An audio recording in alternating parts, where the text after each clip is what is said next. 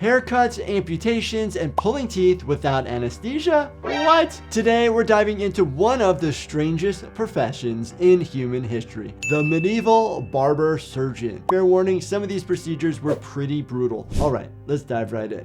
Why was your barber also your surgeon? If you walked into a barbershop today, you're probably expecting a haircut, a beard trim, but what you're probably not expecting is for them to diagnose a wound or, amputate a leg. Yet, for centuries throughout Europe, that was a very real possibility. To understand how this happened, we need to go back in time to the Middle Ages. During this period, physicians and surgeons occupied very different places in society. Physicians were often university educated and focused primarily on diagnosing illnesses and advising wealthy patients. In many cases, they weren't even allowed to perform surgery because working directly with blood and bodily tissues was considered beneath their status. Surgeons, on the other hand, were viewed more as craftsmen. They worked with their hands, they treated wounds, repaired injuries, and performed procedures that involved actually cutting into the body. And on that note, take a wild guess as to who already spent every day working with sharp instruments. You guessed it, barbers. Barbers had razors, knives, scissors, and they already possessed a lot of tools and dexterity needed to perform minor procedures. That's why over time, many began offering medical services alongside their grooming work. Now, as medieval society evolved, barber surgeons became so common that they formed their own professional guilds. In some cities, they became the primary healthcare providers for ordinary people who couldn't afford a physician. And we cannot forget the classic barber pole. Many historians will tell you that the red represents blood and the white represents bandages, and the pole itself represents the wooden staff patients squeeze during bloodletting procedures. Bloodletting, the cure for everything. Of all the procedures barber surgeons performed, none was more popular or more misunderstood than bloodletting. In fact, many people believe the cure for almost any illness was removing blood. For centuries, this was one of the most common medical treatments in Europe, and it all stemmed from a theory known as the four humors. That's right, according to medieval medicine, the human body was governed by the four major fluids: blood, phlegm, yellow bile, and black bile. So if someone developed a fever or simply wasn't feeling well, many practitioners concluded that one of these fluids had become excessive, and more often than not, they blamed blood. So the solution? Easy, get rid of some. Or in some cases, a lot of it. Patients would sit while a barber surgeon opened a vein using a small blade called a lancet. Blood would then drain into a bowl while the practitioner carefully observed the patient. Depending on the condition being treated, the amount removed could vary significantly. And as strange as it sounds today, when patients became pale, weak, dizzy, or even fainted, many barbers interpreted that as proof the treatment was working. Excessive blood loss can cause weakness, dizziness, fainting, and in severe cases, shock.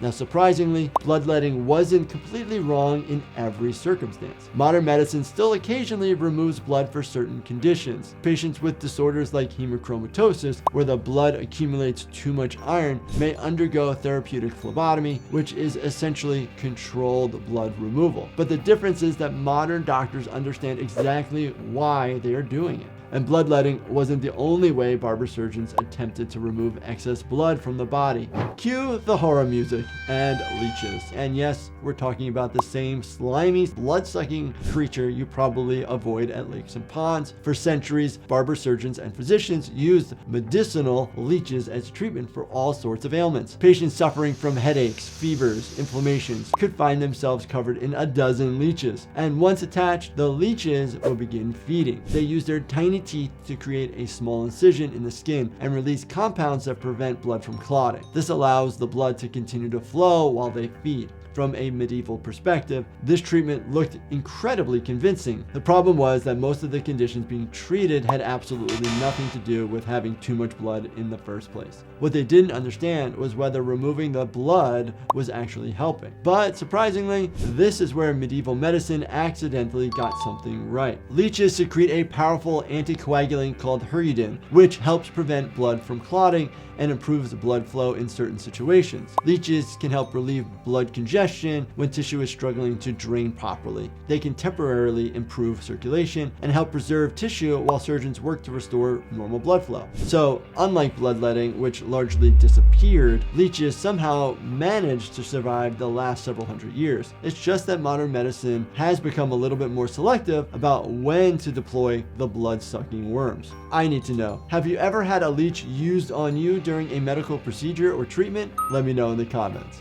Tooth pulling, the medieval dentist nightmare. Now today, if you wake up with a severe toothache, you're probably calling your dentist first, right? But hundreds of years ago, you might be headed right back to the same guy who just trimmed your beard. Before modern dentistry became its own specialized profession, barber-surgeons were often the people responsible for dealing with painful teeth as well. And when I say dealing with them, I mostly mean pulling them out. Because without modern fillings, root canals, dental imaging, or antibiotics, once a tooth became badly infected or damaged, there weren't exactly a lot of great options. The barber surgeon would use instruments like forceps, pliers, or a tool known as a dental key. And removing a tooth is actually a much bigger deal than people realize. Your teeth are anchored into the jaw by roots and surrounded by blood vessels, nerves, and supporting tissue. When you remove a tooth, you're essentially creating an open wound inside the mouth, and the mouth is filled with bacteria. This could lead to painful infections, abscess formation, swelling, and in severe cases, infections that spread into the jaw, neck, bloodstream, or other areas of the body. And again, before antibiotics, that could become extremely dangerous. Luckily, dentistry has advanced. We have since developed anesthesia, antiseptic techniques, antibiotics, x-rays, and specialized dental training. And thankfully today, your dentist is probably not also offering a haircut immediately after your root canal, or at least I hope not. When a bad bump became a big problem. Abscess draining. An abscess is essentially a pocket of pus that forms when your body is trying to fight off an infection. Your immune system sends white blood cells to battle bacteria, tissue breaks down, fluid collects, and eventually you can end up with this swollen, painful pocket underneath the skin. Nowadays, if you walk into the emergency department with a large abscess, we can numb the area, make a controlled incision, drain the infection, clean the area, and depending on the situation, possibly use antibiotics. But hundreds of years ago, your treatment plan looked a little different. The barber surgeon would grab a blade, make an incision, and basically try to release whatever was trapped inside. In all fairness, this is actually one of the procedures where they were somewhat on the right track. The problem wasn't necessarily the idea of draining the infection. The problem was everything else surrounding it. They didn't understand bacteria, meaning they didn't know microscopic organisms were causing these infections, which also meant they definitely weren't sterilizing instruments the way we do today. That also meant that the very procedure that was supposed to help you could introduce even more bacteria. This is where things get dangerous in any time period, because if an infection remains localized, your body may be able to contain it. But if bacteria spreads deeper into tissues or enters the bloodstream, you can develop sepsis. And sepsis basically is when your body has an extreme response to an infection. Your immune system goes into overdrive, causing widespread inflammation, blood pressure can drop, and without treatment, it can become deadly. Battlefield surgery. When your barber became your last hope. Imagine this. You're a medieval soldier. You've just been injured in battle. Maybe it's a deep sword wound, maybe an arrow. One thing's for certain. There's no ambulance coming. During wars, these unlikely medical providers became extremely important because battlefields produced a massive number of traumatic injuries. They treated cuts, fractures, and yes, performed one of the most feared procedures imaginable, amputations. Nowadays, amputating a limb is an incredibly controlled surgical procedure. Back then, it was a very different story. If a limb was badly damaged or infected, a barber might decide removal was the only option. And when that happened, the patient would usually be restrained, given alcohol or herbal mixtures, and the surgeon would work as quickly as possible. And the patient could definitely feel what was happening. As an ER doctor, the first thing that jumps out at me here is blood loss. Your arteries are basically highways carrying oxygen-rich blood from your heart to the rest of your body. If one of these major vessels is cut and bleeding isn't controlled quickly, a person could lose a dangerous amount of blood in minutes. So even if someone survived the actual amputation, the open wound afterward was extremely vulnerable. Bacteria could invade the tissue, causing severe infections like gangrene, where the tissue begins dying because of infection or loss of blood supply.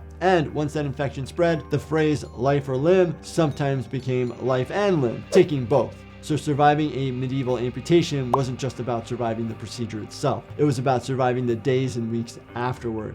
Hopefully, I was able to provide some medical insight into the bizarre and sometimes terrifying world of medieval barbering. And if you enjoy this topic, make sure you check out this playlist right here for more medical breakdown of history's strangest practices. And please don't forget to subscribe, turn on your bell notifications, and hit that like button for me. Thank you so much for watching, and stay healthy, my friends.